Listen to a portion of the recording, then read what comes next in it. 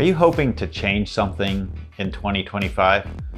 I mean, we all have a list of things that we hope for, right? Hope to change. Maybe you hope to get out of debt, or hope to improve your marriage, or hope to be in better shape, or hope to be more organized. Or maybe your hope is just really practical. You hope for the price of eggs to go down. Hope is good. And I never want you to go through life without having hope. I mean, hope is an essential part of the spice of life. But hope alone won't change your life. Habits will. Let me say that again. Hope alone won't change your life. Habits will. Think about it this way. What did you do last Wednesday morning? Well, you probably got out of bed. You probably went to the bathroom. You probably brushed your teeth. You probably made breakfast. You probably took a shower. You probably got dressed. I mean, the most spiritual of us probably also prayed and read their Bible. And how do you know that? Well, you know what you did last Wednesday because it's probably the same thing you did on Tuesday and the same thing you did Wednesday morning. And it's the same thing you did the day after on Thursday. They're habits that you do every single morning. Most of what you normally do isn't the result of hope, but the result of habits. A study that came out of Duke University found that over 40% of the actions you do daily are not the result of decisions, but the result of habits. So if you want change, if you want to change something about yourself in 2025, you don't change your hope, you change your habits. Today's message is titled Holy Habits. And here's a question to get us started thinking about that. What's one habit you do on autopilot? Put that in the comments or turn to a neighbor and let's talk about it.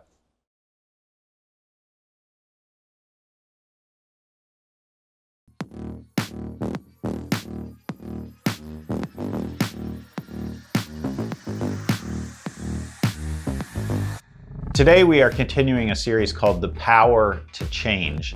And this series is in a series of series on the Sermon on the Mount, Jesus' most famous teaching. In that teaching, in that Sermon on the Mount, Jesus says this: "You have also heard that our ancestors were told, 'You must not break your vows. You must carry out the vows you make to the Lord.' But I say to you, do not make any vows. Do not say, 'By heaven,' because the heaven is God's throne. And do not say, 'By the earth,' because the earth is God's footstool. And do not say, 'By Jerusalem,' for Jerusalem is the city of the great king. Do not even say, 'By my head,' for you can't turn one hair white or black. Just say a simple, 'Yes, I will,' or 'No, I won't.' Anything beyond this is from the evil one." Jesus says, all you got to do is just say the simple, "Yes, I will." Like, let your actions match with your words. Not by all this sort of fancy, ornate vows that you make, but just simply say, "Yes, I will." So we're exploring in this series, well, how do you make your actions match those words? How do your habits today help you say, "Yes, I will"? I want to start by showing you the power of one habit. Just one simple habit. And it's in the biblical story of the character of Daniel. Before we get into who Daniel was, let me set the context for you.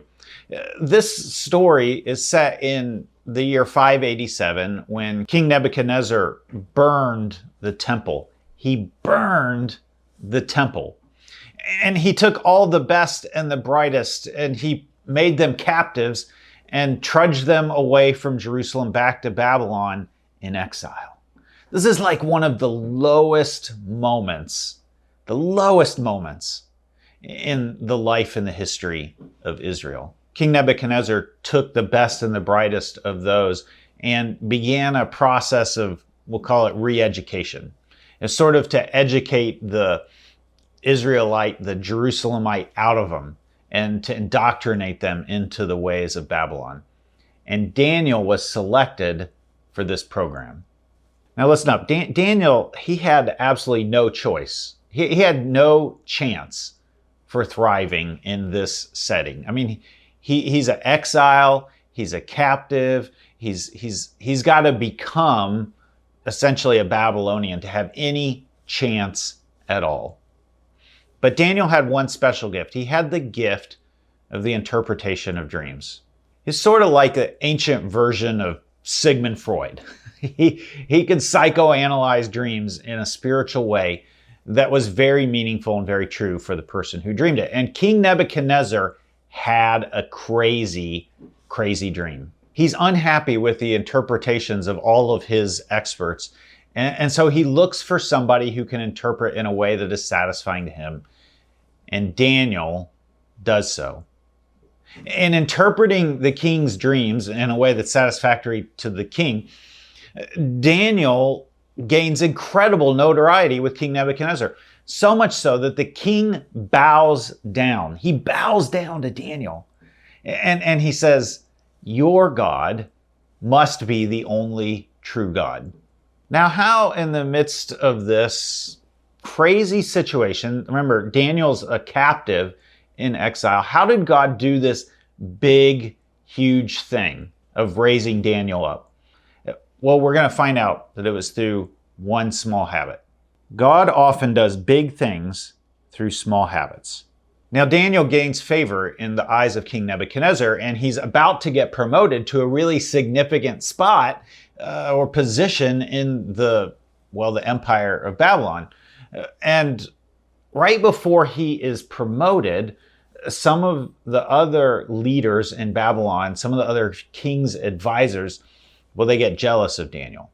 And they begin to plot against him, to find a way to take him down. But they couldn't find any weakness.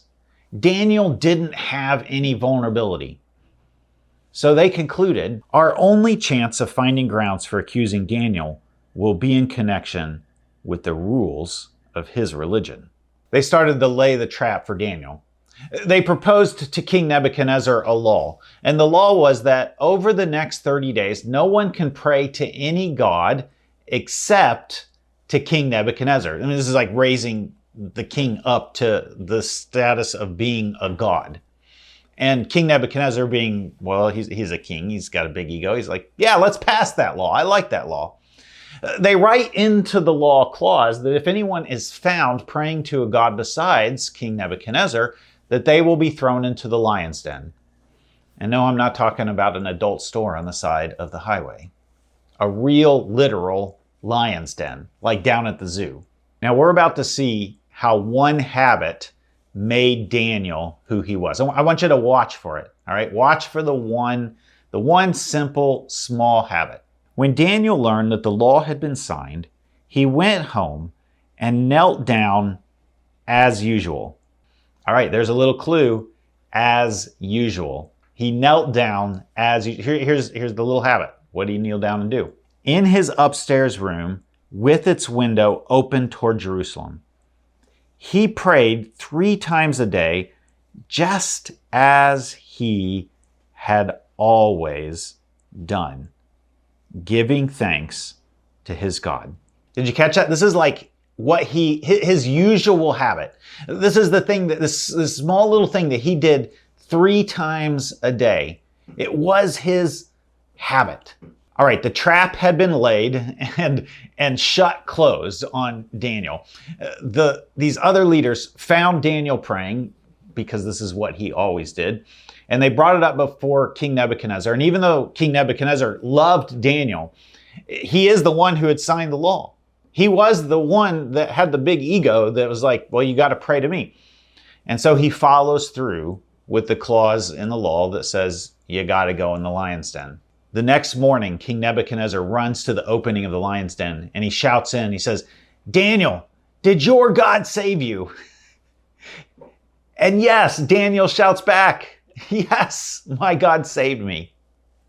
I'm still here. I'm still alive. Now, what was Daniel doing in that lion's den all night long? I bet he was praying, as was his custom, as he usually did. Now, I suspect, like any of us, he would be praying for deliverance, but prayer isn't just about asking God for things, although it is about that. Prayer is actually more about putting yourself in the presence of God so that God's character, God's habits, God's love and mercy and grace can rub off on you, and you begin to be more gracious, more merciful, more loving in the process of praying. So much so that maybe you don't even have to ask God, what should I do when you pray? You just do the thing that you naturally would do, and it's the loving thing, the just thing, the right thing. Or St. Augustine, the 5th and 6th century North African theologian, said, love God and do what you want. That's what prayer is about. That's what Daniel was doing those 3 times a day. That's what Daniel was probably doing in the lion's den. Never underestimate how God can start something big through one small habit. How God can change your marriage through one small habit. How God can deepen and grow your faith through one small habit. How you can become a more healthy person, someone whose temple is more full of the Holy Spirit through one small habit. How your friendships can change and grow and mature in healthy ways through one small habit. How your volunteering and your service and your sense of mission for the world and purpose can be fleshed out and grow and thrive through one small habit.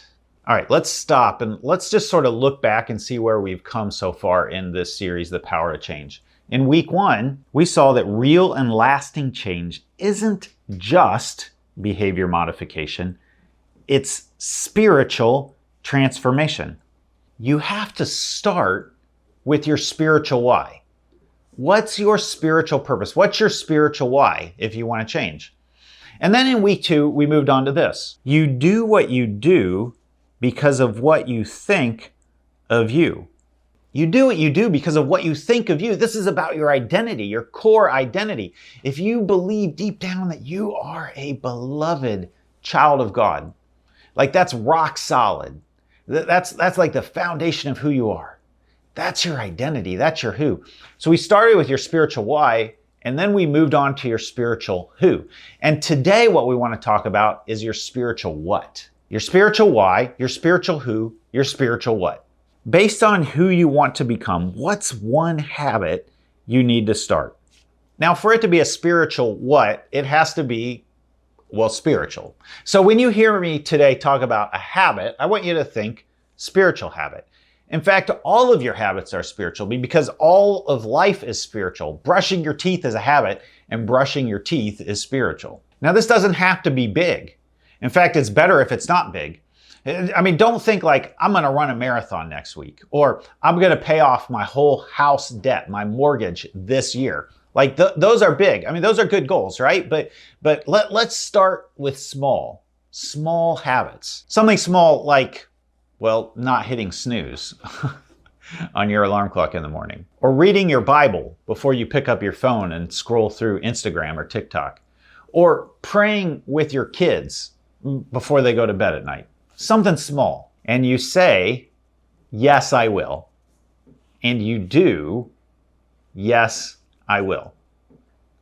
All right, let's get really practical.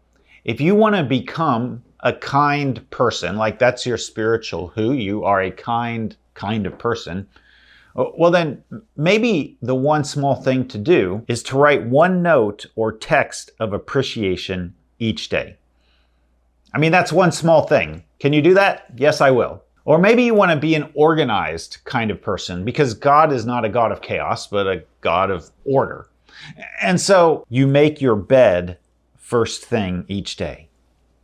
That's one small thing. Make your bed each day if you want to become an organized kind of person. Or maybe you want to become the kind of person who is a godly example to your teenager. And so, I mean, that's enormous. Like, where do you even start to become a godly person, godly example to your teenager? Well, start with one small thing. A Bible reading plan, a Bible devotional with your teenager. Yes, I will. Maybe this year you again want to become more healthy. That's something that we're all thinking about this time of the year. And so instead of thinking about like, well, you got to exercise and you got to make all of these changes when it comes to your food and eat less and always be hungry and go see the doctor, how about you just start with one small thing? Stop drinking soft drinks. Sorry, Mark. Well, I could also say it about myself. Just one small thing. Stop drinking soft drinks. Or maybe you want to grow closer to God. What's the one small thing? One small thing, some spiritual practice. I mean, like attend church once a week, attend worship once a week, attend a small group once a week. Pick one small thing. Say, yes, I will. The author of Hebrews says, let us not give up meeting together as some are in the habit of doing. Did you catch that? The habit of doing. The author of Hebrews goes on, but encourage one another all the more as you see the day approaching. Why, yes, I will. I will pick up the habit of gathering together to grow closer to God. All right, here's a chat question to let you catch your breath, to give you a chance to talk to your neighbor, or write this in the chat. Based on who you want to become, what's one habit you need to start? Let's talk about it.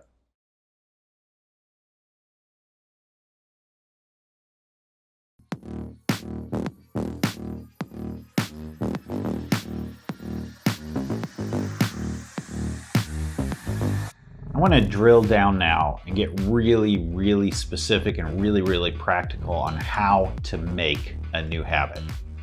And here's the first tip for how to make a new habit. Make it obvious. I mean, is that obvious or what? If you want to start a new habit, make it obvious. Psychologists refer to what is called a habit loop. It starts with a cue, and then it moves on to a craving, which is followed by a response and a reward. Most of us are probably familiar with the idea of the Pavlovian response. The scientist Pavlov trained these dogs to basically salivate when they heard a bell, because the bell was the cue that signaled the reward that was coming, the food. And so eventually, Pavlov didn't have to actually present any food. He would just ring the bell and the dogs would salivate. We have these sorts of cue responses all of the time. I mean, you can think about it with a slot machine. In fact, you have a little slot machine that you carry around with you in your pocket every day. It's called a phone. And in your phone, you have a little slot machine app that gives you a cue and a reward on a regular basis called social media. All of these things create this response of you salivating. Now, it may not be literal salivating, but you get the point. My kryptonite is charcuterie. I mean, I look at this picture and I just start salivating. Like, I just thinking about it. Yes, give me some. When it comes to your habits, the cues, your cues, determine what you do. If you want to change what you do, change your cues and make them obvious. Like if you want to start taking vitamins every morning, don't put the vitamins in the drawer. Put them right on the table, right where you will see. Make it obvious and do it the night before. So you don't even have to think about it when you get up. Make it obvious. Or if you want to read your Bible every morning, don't put it on the shelf or in the drawer. Put it right at your table spot. Right there. Make the cue obvious. All right, so that's the first tip for starting a new habit, is to make it obvious. The second one, well, it's kind of obvious too. Make it easy.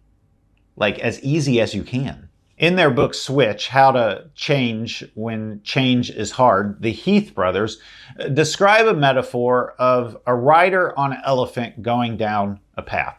The rider is your intellect, the elephant is your emotions, and the path is, well, it's how easy it is to do something. Too often when we try to motivate ourselves for a new habit, we just speak to the rider, the intellect. We say, well, it's better to be healthy, it's better to have more money and save more money. It's better to, do this or do that. But you got to somehow motivate the elephant. You got to engage the emotions.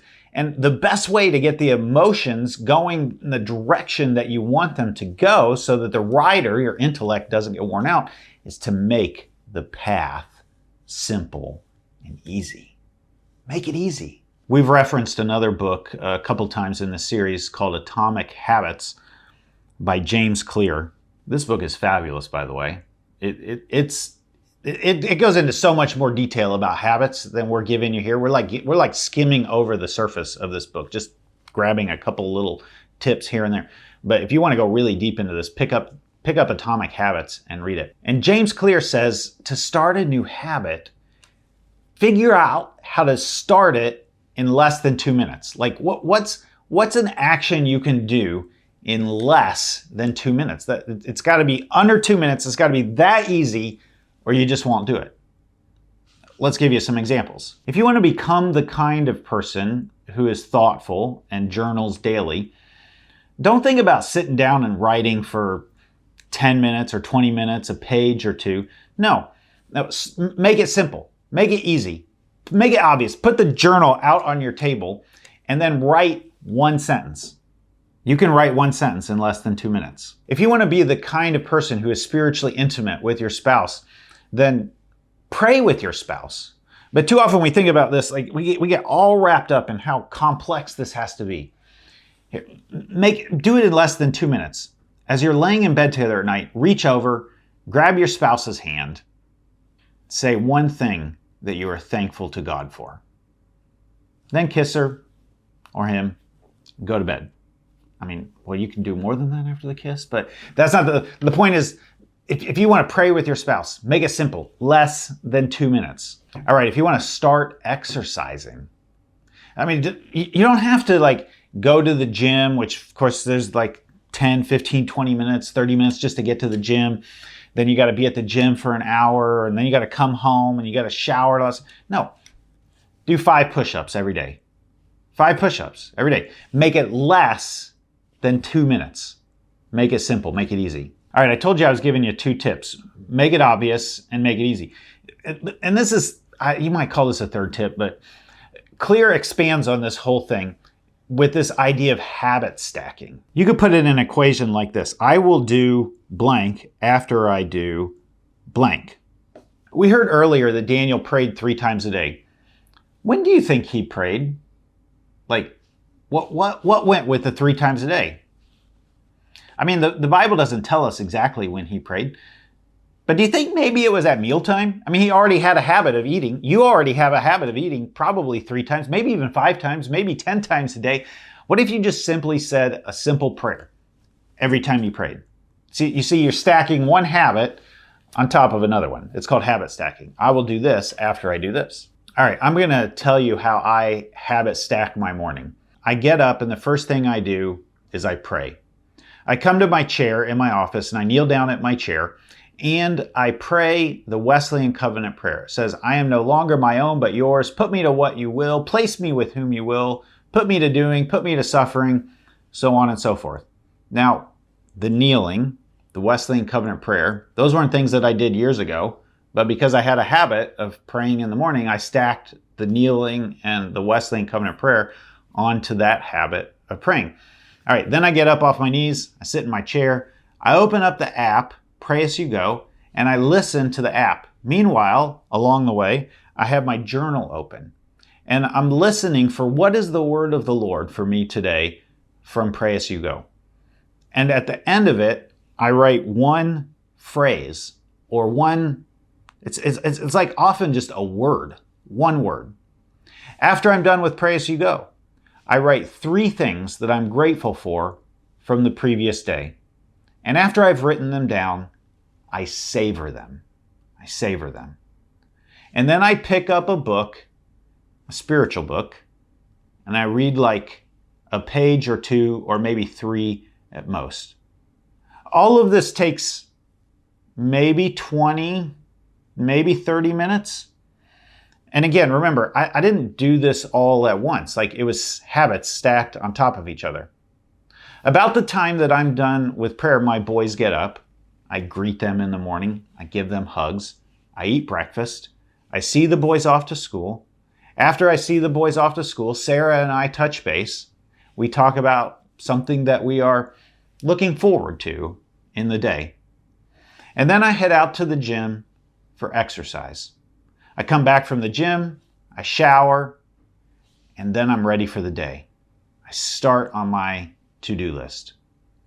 All right, again, do you see how many habits those are stacked on top of each other? It didn't happen all in one day. Like each one of those things was one little habit that I stacked on top of each other over years and years and years. This is me saying each time, yes, I will. Yes, I will. Yes, I will. All right, in describing all of that habit stacking, I sort of smoothed out the rough edges of it. One of the bad habits that I get into is that because I'm listening to Pray As You Go on my phone, when I'm done with all of that, I open my phone and then I start to surf social media. I start to look at Instagram reels and I get sucked into that, end up wasting a bunch of time. And so one of the habits that I want to improve on this year is I have taken a digital device and I've taken all the social media off of it, and that's the device that I use for Pray As You Go. That's one of my goals for this year. That's a small habit that I want to change. All right, let's look at those habits I mentioned before and let's stack them on top of each other. You put your kids to bed, and as soon as you put your kids to bed, which you already probably have a habit of doing, you do 5 push-ups. After you've done 5 push-ups, you open up your journal and you write 1 sentence. After you write 1 sentence, you get ready for bed, you climb into bed, you hold the hand of your spouse, and you thank God for one thing you're grateful for that day. Do you see how I just stacked simple little habits? Like all of that together probably adds up to 5 minutes in total, 10 at the most. Remember, we've been talking about your spiritual who, your spiritual why, and today your spiritual what? Your habits. Paul, one of the first missionaries of the church, in his letter to Timothy, says this: physical training is good, but training for godliness is much better, promising benefits in this life and in the life to come. Training for godliness. This is one small habit. One small habit, training to be more like Jesus. Are you hoping to change in 2025? Hope won't change you, but habits will. Hope will get you started, but habits will keep you going. Based on who you want to become in 2025, what's one small habit? One small habit that you can say, yes, I will. The prophet Zechariah says, do not despise these small beginnings, for the Lord rejoices to see the work begin. You won't change without hope.